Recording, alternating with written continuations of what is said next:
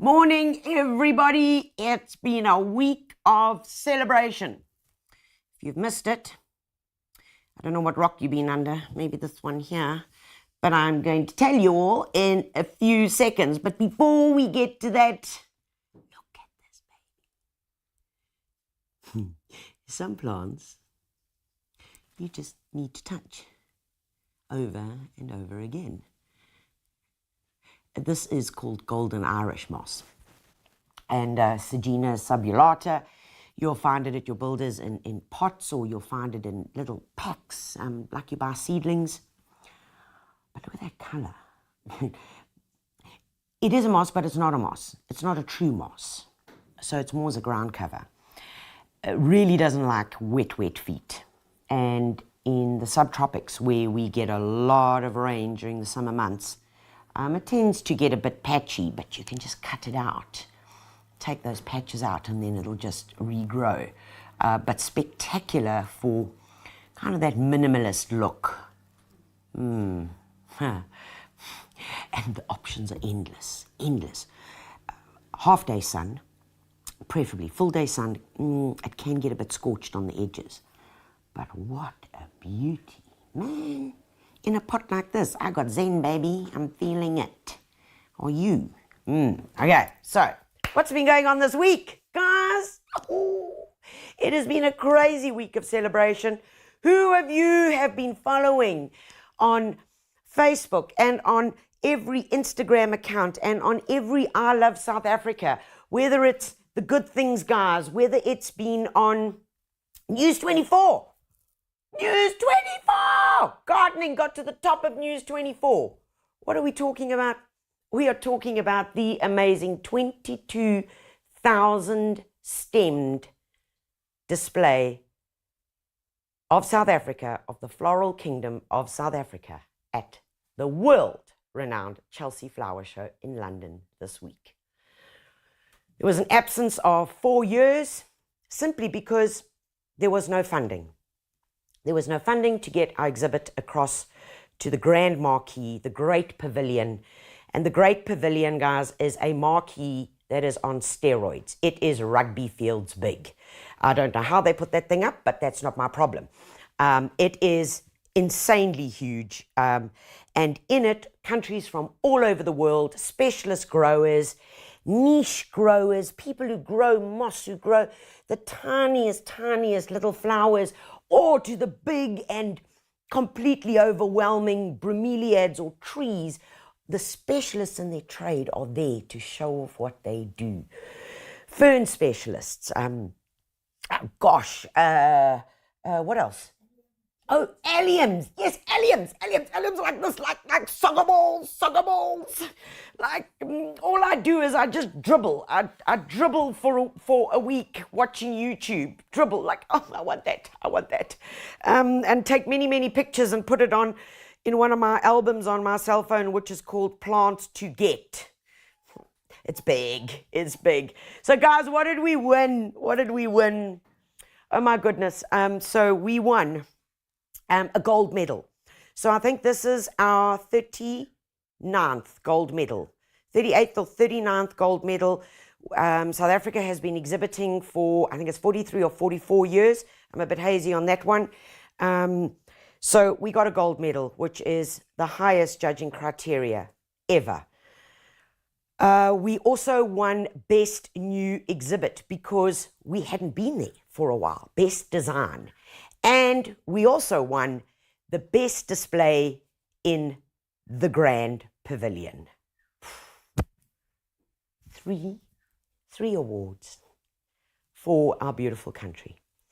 And guys, if you haven't seen it, please go and look. Look at the faces. Royalty was there. The who's who of the world were around our beautiful display. Of those was Joanna Lumley, looking absolutely gorgeous. And there's a story behind every story. And guys, we had the privilege of designing that booklet, which you saw there. So we had a little part to play in that amazing display. But hats off, well done, South Africa, well done to the team.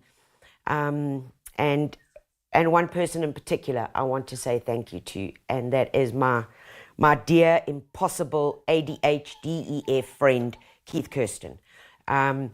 Keith Kirsten, I grew up with him as my icon, and he still is my icon, and he then became my friend. And he alone went out and found the sponsors and found just over, wait for it, 2 million rand to be able to get the flowers, get the team, all the logistics, fly the team over to go and put on this amazing floral display. Is it just about putting flowers together in a display? No. It's about so much more. It's about hope. It's about positivity. It's about watching those people's faces when they walk around and look at the amazing proteas that are grown in our beautiful country. It brings tourism back to South Africa.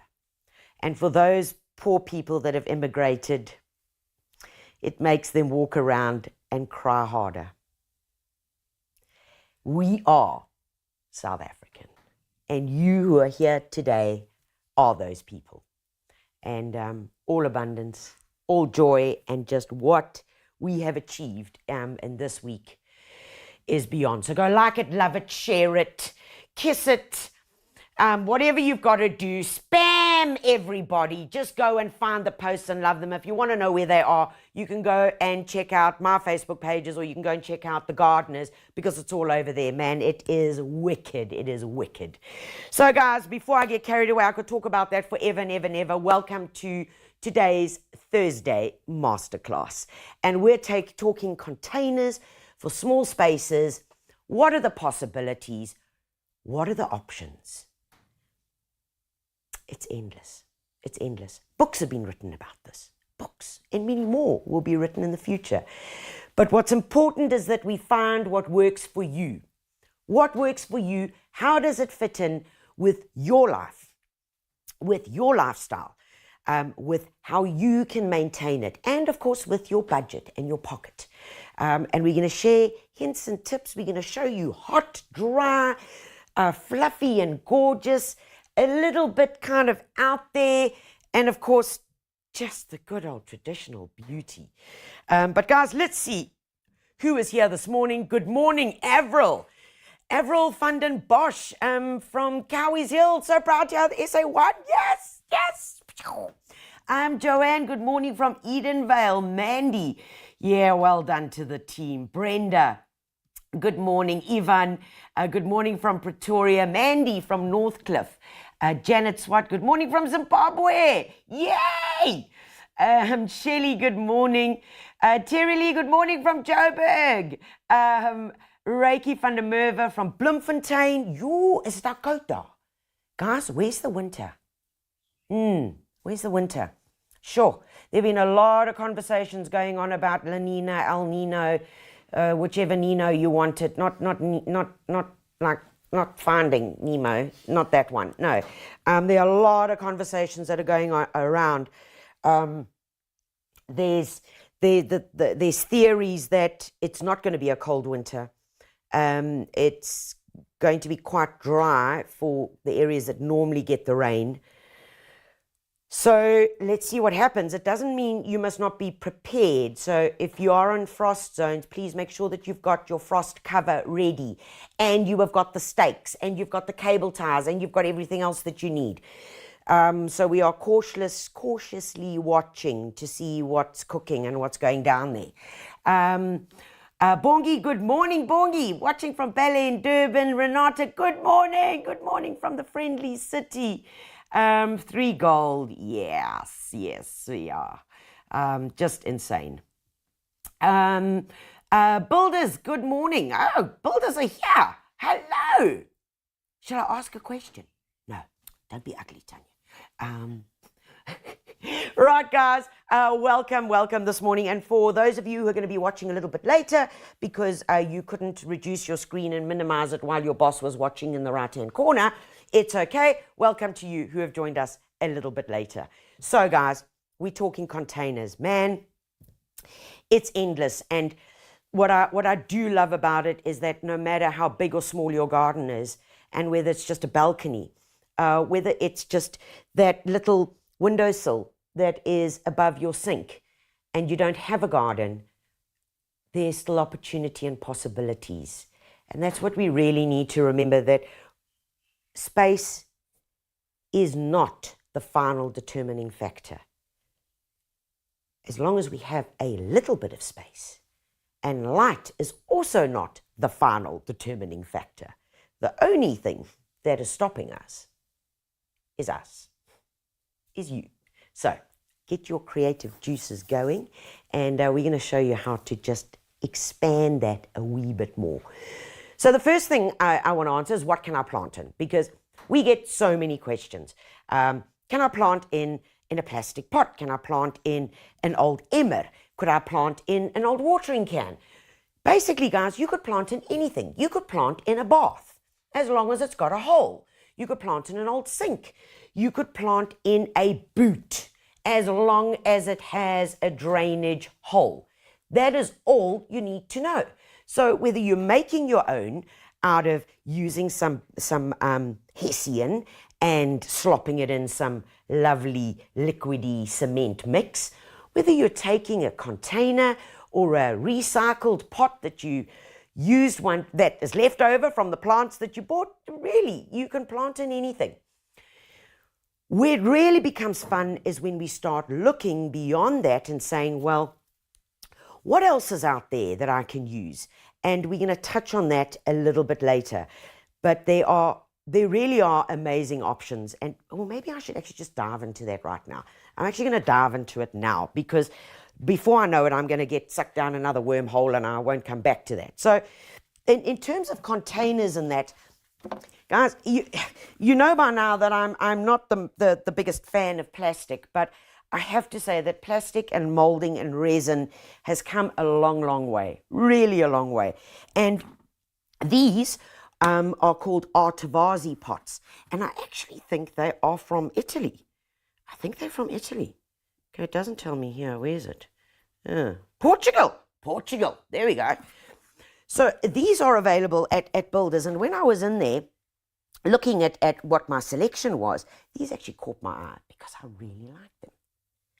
I know, I have to admit it. It's plastic, but they're really nice. I love the stone look, the little bit of molded flecks in them. And this, this here, it's taking on a new dimension. And of course, there's the small and then kind of the medium, which are perfect sizes. And I'll tell you what I love the most is the shape of the pot. Why? Because the top is nice and wide, all right?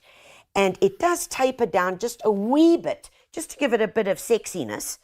But it really is a good pot for healthy container gardening, because it doesn't go too narrow at the base. It also doesn't narrow at the top. Really important. So these I came across and I really, really like them. Oh, here's another cool one. Have a look at this. So, okay, take a look here. Here I've actually just popped in this beautiful anthurium.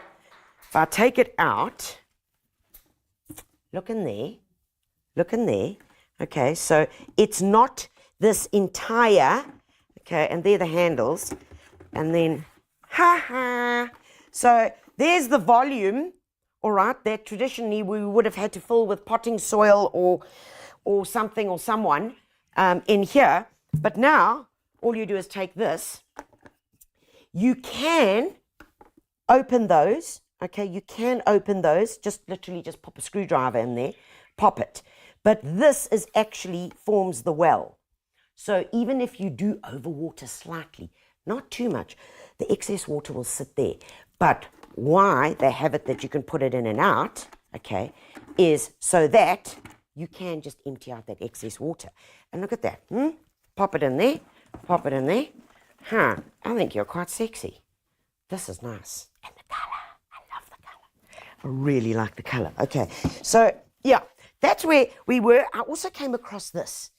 Now this is an interesting color. It's almost like a stone gray. Also great for indoor. And once again, you can either just pop the plants in here or you can plant them directly. So from that to terracottas, to anything that you might find, and I'm going to touch on the window boxes just a little bit later, that you can use. Let's take a look at the terracotta here. Of course, firm favorites, never go out of fashion, great for gardening. Why? Because terracotta regulates the temperature, because it's a clay. So whether we're having extremely hot days or cold days, if these are the proper terracotta, if you do live in a cold area, I would suggest that you get some bubble wrap. Like if you drop to minus, get some bubble wrap, pop it around the pots, because if we do freeze, like at a really cold snap, sometimes these can actually crack.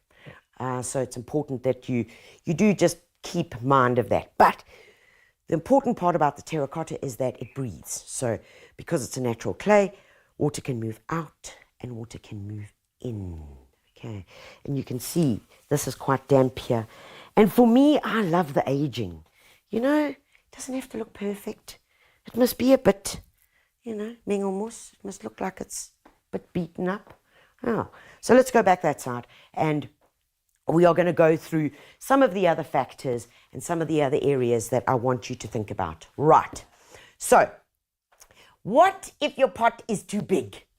Okay, yeah, we spoke, we showed you that one over there, which has got that secret little hidey hole. I mean, I love that. But guys, sometimes we get a pot, we buy a pot, okay, and especially those big concrete ones. You know the big concrete ones. I mean, come on, you've bought that thing, you've loaded into the boot of your car, and then you've got home and you had to like invite the whole neighborhood in to then help you get it out the boot of the car. And then you had to take an extra bond just to buy the potting soil to fill it. Yeah, because like you want to put an aloe in here, and it's still like a baby aloe because you still want it to grow, but you've got to fill all of this with potting soil. And I mean, and this is actually a small pot. They can be big. You've seen them. My goodness, and by the time you bought the 20 bags of potting soil, you're like, okay, I can't afford the plant now. What next? Okay, so here's some tips. This is what I want to show you. So, guys, this is all important, and these are the hacks that I want you to follow. So, if you've got a really big pot and you want to make sure that you can reduce the amount of potting soil that you're putting in there, then all you use is some plastic bottles. Keep the lid on, because with the lid on, it keeps its shape. And all you do is you bang those in the bottom of the pots, okay, at least halfway, guys, and then you carry on with your normal soil, right? So you don't have to have it all with potting soil, because your plants are probably only going to grow with their root system about 30 centimeters. The rest of the roots will still find their way in here. It's container gardening. The plants are contained. Okay, so that works really well. Okay, so those guys. The other way to fill up space is, of course, polystyrene. Guys, you go and buy something, go to the tip, the dump truck or whatever, find bits of polystyrene and break it up, yeah, and throw it in the pot. Also helps take up space. Foam also does the job, all right? Because remember, this stuff is not going to break down. So it's not compostable. It will sit in there, it will keep its shape, whilst you then put your potting soil on top. Okay, and there we have it. Those are the three things that you can use, and they really do the trick. Okay, now, what if the holes are too big? I've seen it, guys, where you have got a beautiful pot. Yes, gorgeous pot. It's got holes in the bottom. Some of them don't have holes. So here we go. I'm going to show you this one here. And this is where, please, we need to pay attention. So you see this little thing here, guys? Okay, that little thing over there. Now, that is a little proppy, is the only way I can describe it, because it comes out. Now, you really do need to take that out, okay? Unless, of course, the only reason why you would leave it in is if we were going to use it simply as what we call just a pot cover. So if we were going to take this plant as we bought it and just put it in here for display purposes, then I would leave that little proppy in there. However, if you're going to be planting it in here, you really want to take that thing out, because if you don't, yeah, well, that's kind of logic. You know what's going to go down. I mean, the water's just going to rise and rise and rise inside the pot, and your plant's going to frot. It's going to die. So we take that out. But then I have seen this rodeo all too often, which is this. If you don't put something over this little hole, all right, if you don't put something over it to protect it, and you start putting your potting soil in, then see what happens here? So then you move your pot from one spot to the next, and from next to the next to the next, and then we have bits of potting soil making their way out of the hole. Not only that, what can sometimes happen is that in some of our container mediums, let me find Exhibit A, you get some kind of big chunks of bark. That chunk of bark, if it happens to land in the wrong spot, like that, look what happens. It's clogged the hole. Right, okay, so then it's not going to drain. The thing's just not going to drain. So our options are as follows. And let me just get a little terracotta pot, because that will be one of the easiest ways to show you what to do. So terracotta pot, nice big hole, okay? Nice big hole. How do we deal with it? Well, you take a bit of weed guard. Now, weed guard is this stuff over here. You buy it in either a roll or you get it in a flat pack like this. And all you do, and what do you use it for? Yes, you put it for under the gravel, yes. But it has so many other uses as well. So you cut a little piece off, and all you're going to do is place it in the bottom of the pot. So that now allows the water to push through, but will stop our soil. Very important. You either use that, or you take a little piece of shade cloth, okay, little piece of shade cloth, pop it there, does the same thing. Or you take a sponge. Take a sponge, and you don't need to put the whole sponge there, guys. Just take it, cut it, nice little wedge, pop it there, same thing, good to go.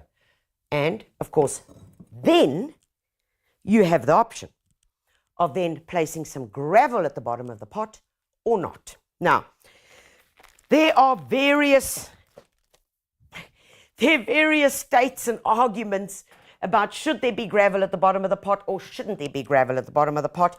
Guys, you can go and Google it and check it out, but I'm going to give it to you very, very short. Number one, I have always done it.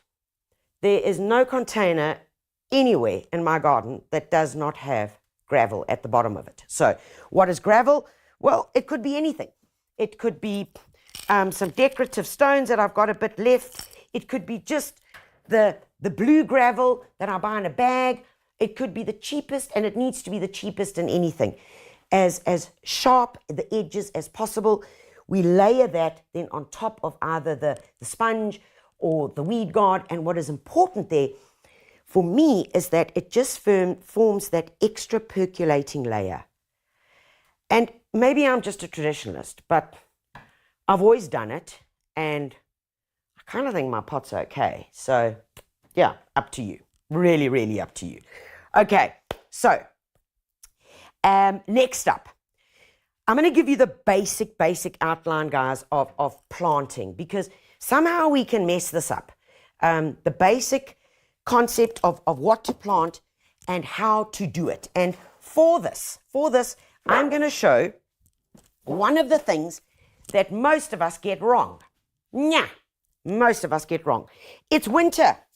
It's winter, and if we prepare our winter gardens now and we plant up the right stuff, excuse me, guys, we are going to have a magnificent spring garden. We can have a beautiful, colorful winter garden as well.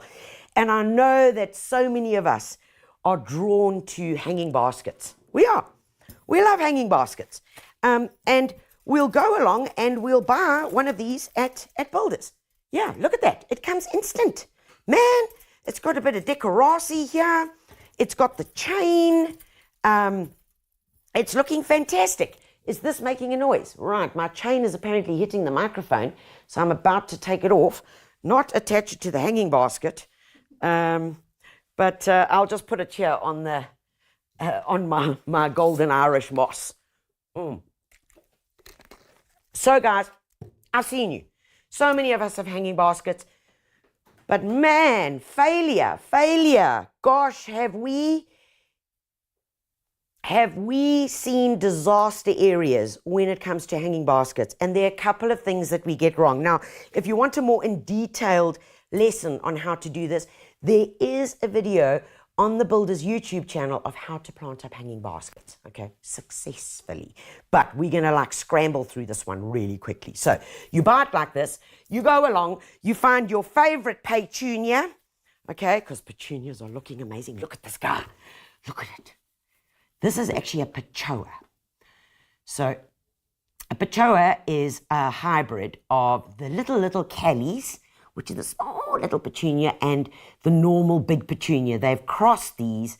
Pechoas have a slightly smaller flower, but look at all the flowers. So we get mass impact, and this is called sunray pink. I love this color. It's like a bit of a dirty pink, but there's so many different colors going on in here. I just love it. So for me, that guy should go in a basket. It would look fantastic as long as it is a hot, sunny position. So this is what happens when you get home. I've seen this one, okay? So what do? First of all, we need our potting soil. So guys, there are various choices. You can get a Garden Master bag of potting soil like that. All right. So it's a really good quality. And the only thing I'd do is I'd pimp it slightly, but I'm going to share that with you. Or you would buy the top of the range, which is this. This is an ornamental mix. An ornamental mix has a lot in it already.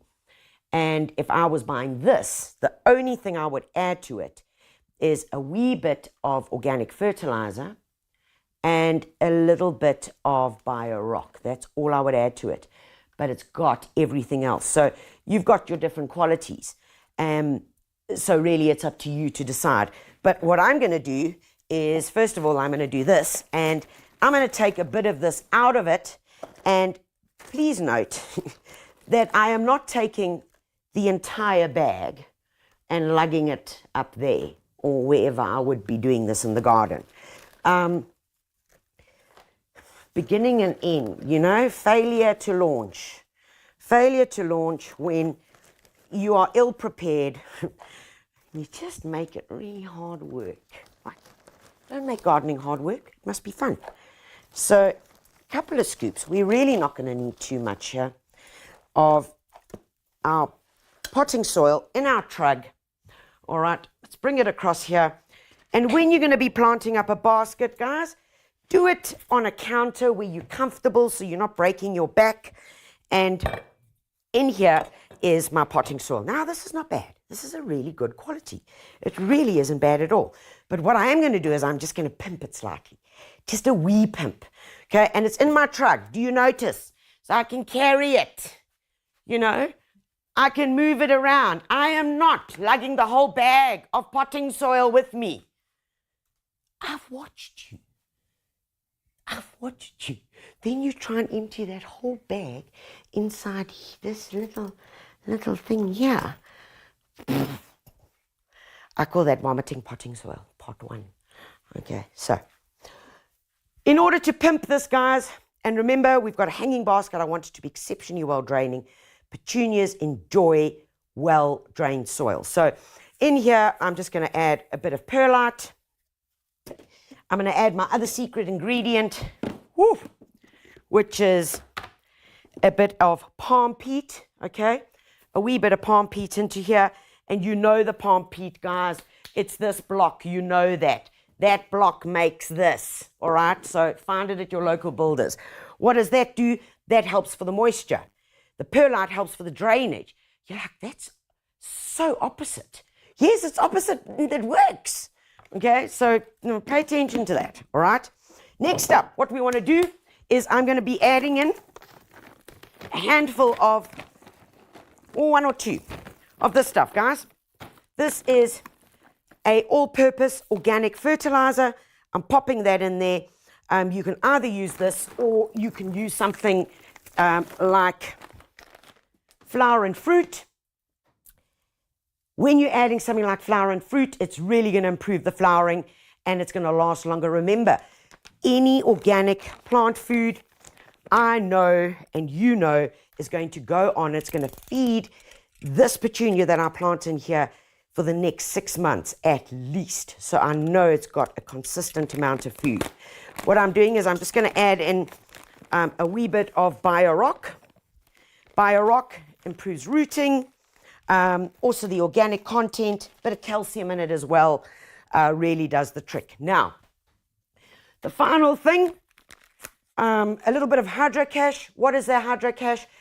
Basically, that's a water retaining granule, and in this, I'm probably only going to need, gosh, like literally 1 teaspoon, if anything. So just a little bit of those granules in there. That's all I need. What that does is it holds the amount of moisture, but still allows for good drainage. So you see, constantly I'm telling you, it holds water, but it still drains well.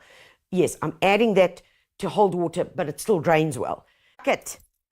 Put it in the bucket. Yes, so that it doesn't wobble all over.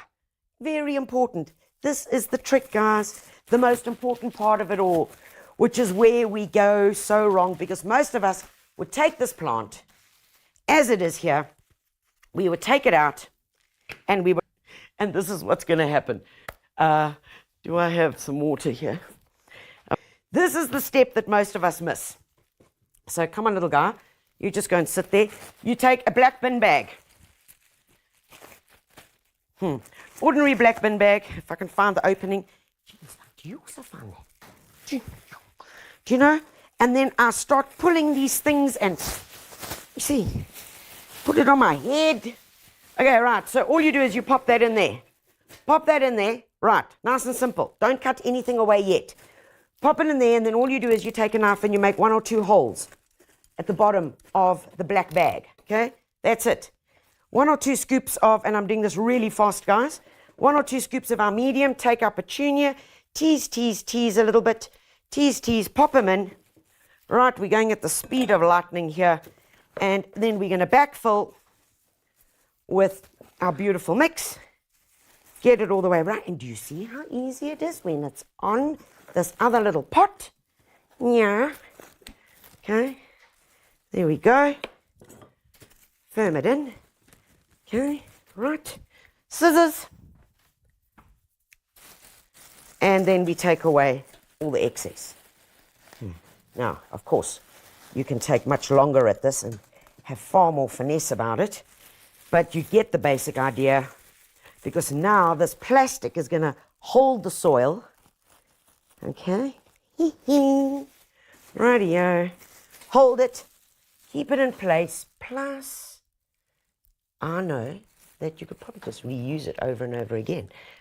We've done that with many. But if you have an opportunity to change the soil in any container that you're working on, guys, I strongly suggest that you do it. Please change the soil, because when you do that, you have an opportunity to add new nutrition, fresher soil. Fill this up, feed it in there. Right, away you go. Take this baby and yeah, come with me. Come on. I don't know about you, but I do find these little things quite disagreeable sometimes. And that is your basket, guys. That is how you should be planting up a basket. Really good amount of water now. Give it a good soaking, because this is the important part. And remember, with anything, we're going to get to deadheading and how you look after it. But let's just find a little place for this guy to hang up. There we go. And take that off. Good watering. Bob's your uncle. And that is my hanging basket.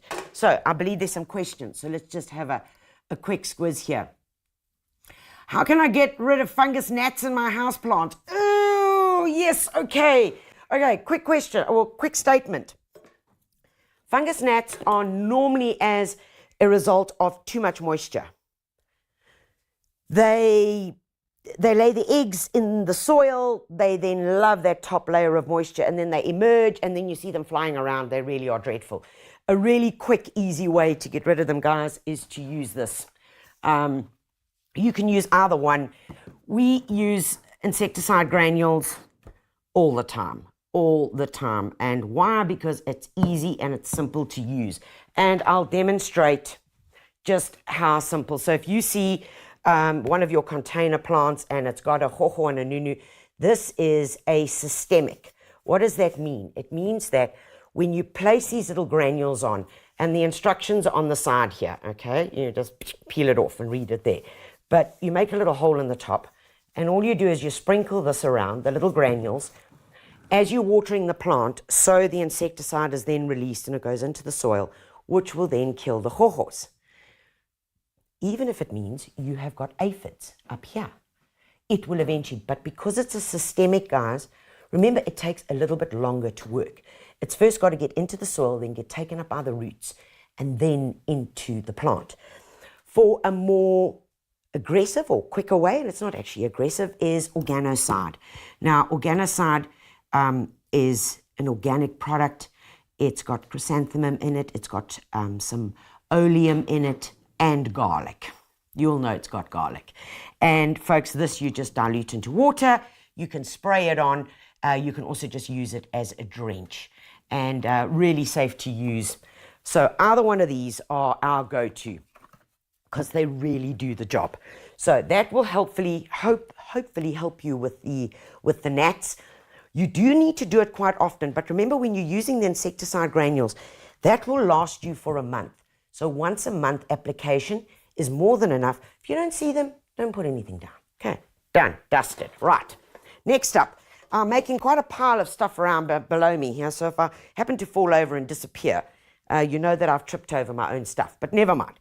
Right, guys, let's talk about some plant combos, because this is where I want you to really get inspired. So we're going to come along here and we're going to talk flowering.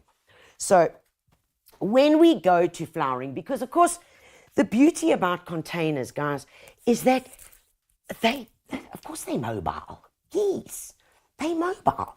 So if like something's looking really amazing, you're going to like put it at the front door, okay? You're going to brag about it. You're going to put it at a spot that gives you the most pleasure, where you get to see it often and where you really can enjoy it. And that is the beauty of where color comes in. And this container that we've planted up is just, it's bursting with fragrance. It's bursting with color combinations. This combination, guys, will go through right through the winter into spring. What's going to happen after that? Well, as soon as we hit summer, the kale is going to bolt and become like a cabbage, because this is ornamental kale that I've gotten here. The colder it gets in the winter, the more intense their colors get. I've got a little calibrachoa. Look at that color. Guys, look at it. I mean, it's insane. These are the little mini petunias. This is a little nemesia that I've just popped in here. A beautiful daisy in the center, which when these are over and past their sell-by date, and we take them out, eventually this pot will just be one big daisy pot. But that is going to take about 12 months to get there. So you've got all that time with these plants. These are the little dianthus, also known as pinks. I love the height that they give. They're beautiful in containers. Their stems are also wonderful to use as cut flowers. When this guy goes over, you just go back, cut them off, and then it'll send through new flowers. The beautiful petunias, which are these yellows. I love this yellow. This is a cascading in a terracotta pot, just fantastic. And then a stalwart for color are the beautiful dipladenias. Now you'll find these in pinks and red. This is the bush dipladenia. It's not the climbing one. You can see it's got a smaller leaf, more compact. If it's in a pot and you're in a cold area, as long as it's in a pot and it's raised, you might want to just cover it, but generally because it's raised, it'll be okay. And in pots as well, climbing plants do the job as well, as long as they've got something to climb on, like one of those instant little trellises. Okay, let's go across to permanent plants. So I'm going to call this a permanent plant, guys. This is an impatiens. This is a sun patience that you buy in little pots at your local builders. This plant has been in here for 3 years. 3 years. And it was bought as a little guy like this, popped into this terracotta pot, and it grows, it grows, it grows. And then what we do is, if you get deep, deep inside here, there we go, there we go. If we get deep inside here, you'll see where we pruned it back. There's the thicker stems. So we pruned it back really hard. So that is end of winter. When we get to spring, and it's just looking a bit scraggly, you know.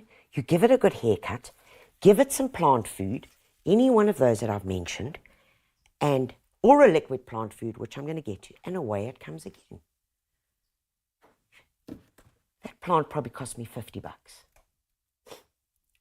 Yeah, a little impatience. 3 years later, gosh, if I had to do a return on investment, I think I'm pretty much on the money here. For hot, sunny positions, guys, there are great options. And whether you choose to put a single beautiful little hybrid aloe in a container, or whether you're choosing to do a combo planting like this, either way, they are spectacular for hot, sunny positions. For this, guys, I would use one of the growing mediums. If we can just go back, Mace, I want to pull you away from there so that I can show folks that at Builders, you can get a succulent mix. Okay, how do you know it's a succulent mix? Well, open your eyes, okay? There it is. This is the succulent mix.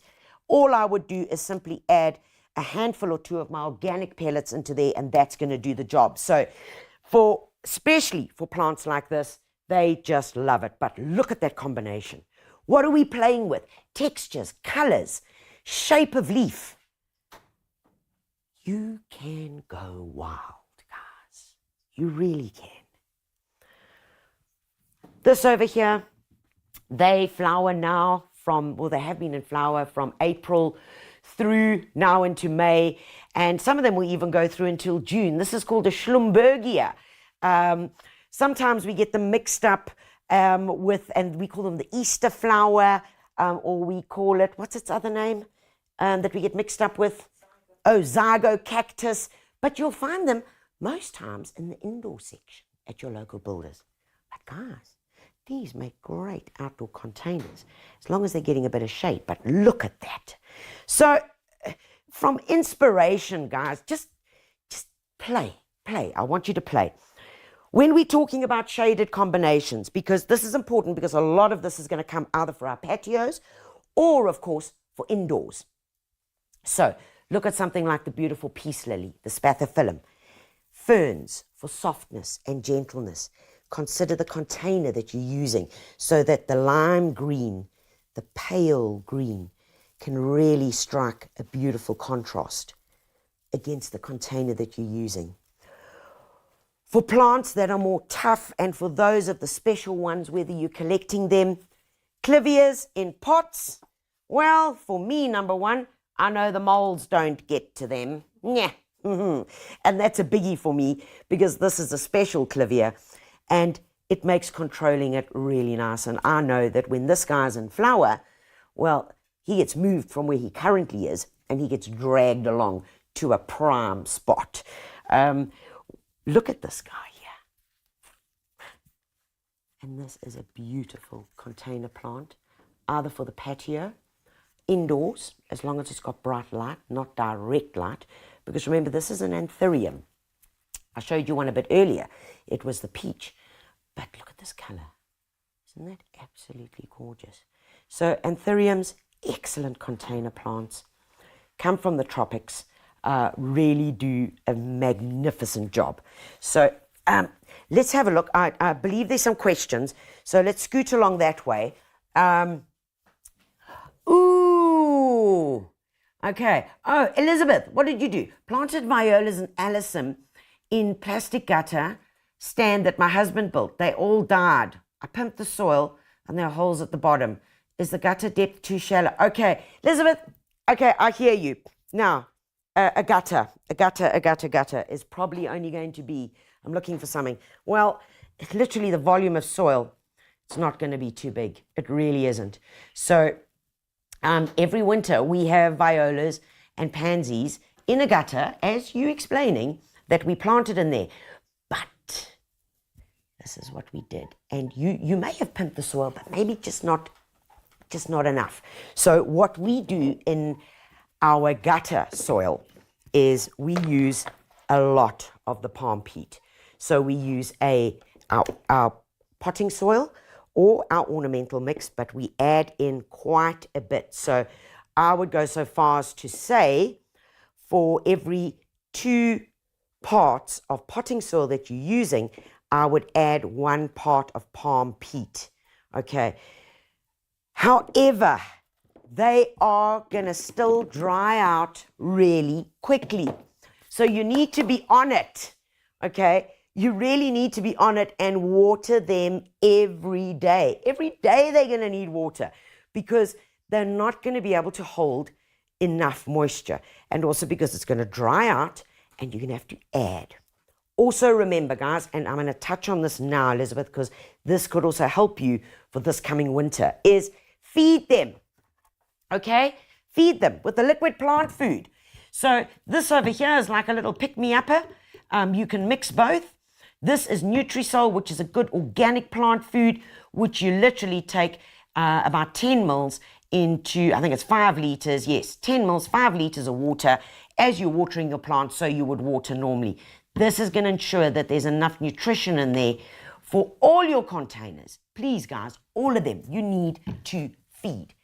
The other thing is, if your gutter is in full blazing sun, you really are starting off on the wrong foot. So make sure, if you can, I know you can't move houses and gutters, but try and find a spot that has at least just a half day sun. So either a morning or the afternoon, because full blaze all day is just going to wilt those little guys out and you're not going to be able to keep up. Okay, Neo, my ficus lyrata is so sensitive. Is it the watering, wilting brown leaves? Yes, Neo, yes. So ficus lyrata, interesting. I think 80% of them are killed with kindness. True story. Neo, what I want you to do is reduce the watering. When you see those, those beautiful big leaves start getting all brown and then it's like falls off. That is generally an overwatering. I would consider the potting soil, look at the mix that you used. It might even be a good time to replace the soil if you add it now. So get your potting soil, like I said, add in the perlite, add in the palm peat, pimp it, just as I did. And then you're only going to water that plant once every 14 days, 10 to 14 days. That's it. Okay? Most times they die because they can't. Remember that they've got their root. If you open their root, has this thick sheath around it, and that holds a lot of moisture. So when you're adding too much water in there, sometimes that rots. Okay, so cut back on the watering. You've got to be a bit tough here. Okay, yeah, tough love, guys. So back off on the watering, and it's the simple finger test. That's how we know when to water. How do we know? Guys, it's very easy. For your container, have a look. Stick your finger into the soil. If it comes out, do you look at that? I've still got some soil on my finger. A little bit of soil. That means there is still moisture in here. All right? There is still moisture. Look, I'll do it again. Comes out. There's a bit of soil attached to my finger. That means that my growing medium is still, damp. Let's find another one. Let's find one that as a good example for you. And I'm going to try and find one. Come hither. Let's have a look here. Okay. Still got it. All right. So no, still doesn't need. But as soon as you pop your finger in there and it comes out and it's dry and the stuff actually just falls off, that is when you do not water. Do not water. Okay, here would actually be a really good example because this thing seriously looks like it needs water. And, one of your telltale signs as well is just to look at the soil. So, guys, Look at the color of this as opposed to the color of that. This is darker. Okay, it's darker, which means it's got more moisture. Okay, because the water darkens the soil. This one is brown. And if I look at it, there, it's dry. Put my finger in there. Oh, nothing hanging on there. Nothing. This is dry as a bone. Scratch around it and you can see. So that's your guide. That is your guide as to watering. And if all else fails, less is more. Okay, less is more. How can I save my calla lily? The leaves are turning yellow. Okay, Kathy, it's normal. It's quite normal that your colored calla lily, once it's been on your patio or indoors for a while, that the leaves are going to start turning yellow and dying. Oh, no, really? Yes, because a calla lily is an arum lily and they are deciduous. So when we buy them, they're in full flower, they've got beautiful leaves, they're looking amazing. Slowly but surely, once it's finished that flowering period, its leaves are going to die, they're going to turn yellow, and all the energy is going to go back into the bulb. Okay, so at this point, what I suggest you do, take it, plant it out into the garden, into a semi-shaded spot, or leave it in its pot. Put it somewhere where you can kind of keep an eye on it from a distance, let it die back, cut away all those dead bits that have died back. As soon as we arrive into the spring, all I want you to do, a few little handfuls, sprinkles, not handfuls, a few little pellets sprinkled around the top of the pot, start watering it again, and your calla lily will come back. Okay, nice and easy. All right, guys, I'm going to whisk around these last few things because I can't not show you what they are. Containers don't need to be all about color. They can be all about flowers. They can also just be simply about the most amazing foliage. And this is really what I love playing with. And what I want to show you here, the most important part that I want to demonstrate is these two yellow things here. Now, this is the end of summer. I mean, how these guys are still alive, I'm not sure. But these are the little zinnias from summer. So these are going to start going off now, 100%. They're going to start dying back because they passed their sell-by date. They're an annual. So all I would do is I would take that out and I would replace it with a petunia. Okay, I could pop that in there. I could replace it with maybe some alyssum. All right, I could pop that in there. I could replace it with maybe some violas. Okay, because everything else in this pot is permanent, and that's where we need to play. But when we're dealing with this, and I'm just going to quickly whisk through these, this is one of the beautiful leucadendrons or leucospermums, which has this most amazing burgundy foliage, and that is permanent. That's all year round. That is all year round. If they start getting too tall, all you would do is just cut it off. It makes the greatest foliage in a vase. And you see what happens here? We have cut there. Look here. This was pruned previously, and there are the new shoots that are pushing through. So I do encourage you to prune it back, all right, to encourage new foliage to push through. But in this, 80% of the plants are permanent, which is this lovely foliage of the leucospermum. This is called Red Prince. This is an alternanthera. Do you see it starting to flower here? When it starts getting scraggly, all you're going to do is give it a slight haircut so that it remains bushy and within proportion of my pot. A lovely yellow coleus. If this starts getting too big, you know the drill, guys. You just cut a few bits off, all right? Nice and simple. And that is how we can have containers that just carry on giving and giving and giving, which is really what I want you to take away from this, is that we all think a container is a plant and it's just like one one thing in a pot. Yes, it can be one thing in a pot, but there are just so many other options. And it's those options that I really want you to play with as a gardener. So let's get through now. Can you grow veggies and herbs? Because we've spoken about flowers, we've spoken about permanent plants, we've spoken about the succulents and the climbing things. Of course you can. So, remember I said the only thing that is going to stop you is your own imagination. Now, this is a very, very cool little window box. And the reason why it's so cool is this. Because you see it's got its little tray. So you can have it on your balcony, you can have it inside. And when you're watering it, excess water will sit in there. Once you've finished watering, you just unclip it, empty it out. Plus there's another reservoir in here. So the chances of you overwatering your plant is very, very slim. But in here, we have got a bit of fennel, oregano, some thyme. We've got some violas for the winter, bit of rosemary, basil, sage. Come on, man. Like 5 guys packed in there. You're saying that's too many. No, of course it's not. Because you're going to be picking them. Remember? And every time you pick them, what are you doing? Yes, you're pruning it. Yeah. So, no. This is really where you get to pack them in, baby.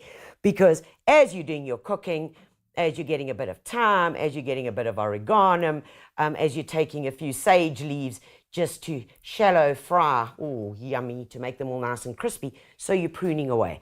Remember, what do they need? Loads of sun, watered, probably once a week. You might have to water a little bit more. Finger test is the way, and give them a plant food every now and then, or once every second week, just to encourage them to keep on going. But I love that. Oh, gosh, the smells. Okay. It's very good. This is very good. Oh, I got another question. I'm too busy worrying about my herbal infusion here. Any good cut flower plant? Ooh, yes, cut flower plant. Okay, what a good question. Okay, come with me quickly because I want to show you the value of this as a cut flower. I spoke to you about the dianthus, which you will find now going right through into winter. There also are snapdragons, tall snapdragons, beautiful in pots for the winter garden. But what you might need to do is just stake them, all right? The others, you will find delphiniums, foxgloves, fantastic in containers. Really, really, really nice. But what I do want to show you is this. So look at that. These are beautiful cut flower. And these you get in the pink. This is called Jolt. You get them in this lovely deep pink, all right? And you get them also in a white. I generally just buy that and that because they really are so good. Another plant that is really fantastic for cut flowers are the cornflowers. Now, the cornflowers you'll find at your local builders, and they'll be in trays. They look like nothing. They're green. They look terrible, okay? So the cornflowers, all I want you to do is take those cornflowers, pop them into some pots, and as they start growing, guys, you've got to stake them. You really, really must stake your cornflowers because if you let them go, they're going to go up. Okay, just like a snapdragon. So cornflowers, magnificent for cut flowers. And the other one is Inca lilies. Inca lilies. Gorgeous, gorgeous, gorgeous, guys. The list can go on. Anyway, I've had loads of fun this morning. I might even have inspired myself. I think I'm going to get out there and start ripping out a few pots and just doing a bit of slashing and burning, you know. Sounds wicked and wild. And if you're needing any more ideas on gardening, remember, pop down to your local builders because you will find these 2 magazines now on sale there at the big stand. The Gardener and Detainee. And guys, if you got lemon tree problems, we got them sorted and solved right here. Plus all the beautiful veg and herbs that you can grow in winter, especially the brassicas. We feature magnificent garden and, of course, loads of inspiration. So, guys, it's all there. It's all there. And remember to also check out the Builders blog and check out the Builders YouTube channel if you're not on it already for loads of good content on gardening and DIY. You might even want to go out there and get yourself a power tool after watching one or two of them. Guys, it's due day. It's due day for builders. It's due day for you. Stop procrastinating. Winter is here, but turn it into a winter wonderland. It's really up to you. So get to builders, get it done, and it's due day. Guys, till next time, enjoy the potting. Enjoy the potting. God bless and happy gardening.